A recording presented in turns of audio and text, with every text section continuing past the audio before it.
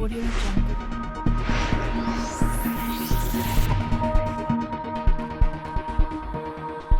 Audio Jungle. Donc, monsieur, qui êtes-vous? Je suis le professeur Nago Humbert, je viens de Montréal, j'enseigne à la faculté de médecine de Montréal et je suis chef de service de soins palliatifs pédiatriques à l'hôpital Sainte-Justine. Très bien. Donc, une petite question. Les soins palliatifs, c'est quoi et c'est pour qui? Alors moi je suis la personnalité un petit peu particulière ici parce que les gens ne connaissent pas vraiment bien les soins palliatifs pédiatriques, les gens sont toujours très étonnés qu'on parle de soins palliatifs pédiatriques puisque les enfants ça ne décède pas. Alors vous êtes mieux placé que moi puisque vous êtes dans un pays en progression, où il y a encore des enfants qui décèdent beaucoup plus que chez nous au Québec. Mais dans mon hôpital, il décède encore 160 enfants par année. Et il y a 1000 enfants qui décèdent au Québec aussi de toutes sortes de maladies, qu'elles soient génétiques, qu'elles soient dégénératives, que le cancer aussi.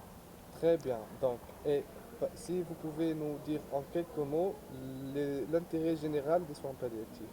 L'intérêt général des soins palliatifs, mais pour moi, je ne veux pas que ce soit une spécialité. Et c'est pour ça que quand j'enseigne à vos collègues de la faculté de médecine de Montréal, j'enseigne ça dès la 2e année pour leur expliquer que je ne veux pas que ce soit une spécialité, que tout médecin doit faire des soins palliatifs. Parce que malheureusement, j'ai une mauvaise nouvelle pour vous, vous n'allez pas guérir tout le monde. Et au Québec, par exemple, c'est à peu près 70% des patients que vous n'allez pas guérir, mais que vous allez soigner.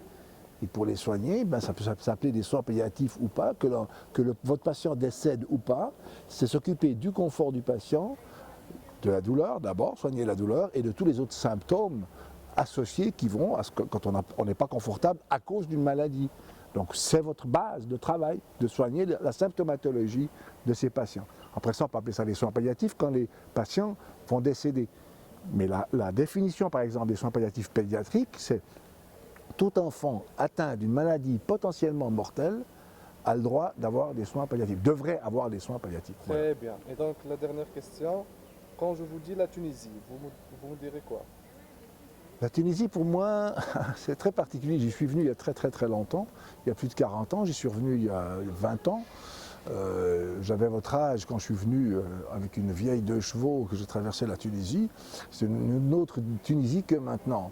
La Tunisie, pour moi, c'est aussi la révolution, la dernière, qui malheureusement parfois a été un tout petit peu empruntée par des voies, je pense que les premiers révolutionnaires n'auraient pas voulu. J'espère qu'elle ne sera pas récupérée, votre révolution, parce que c'est la vôtre, c'est la révolution des jeunes.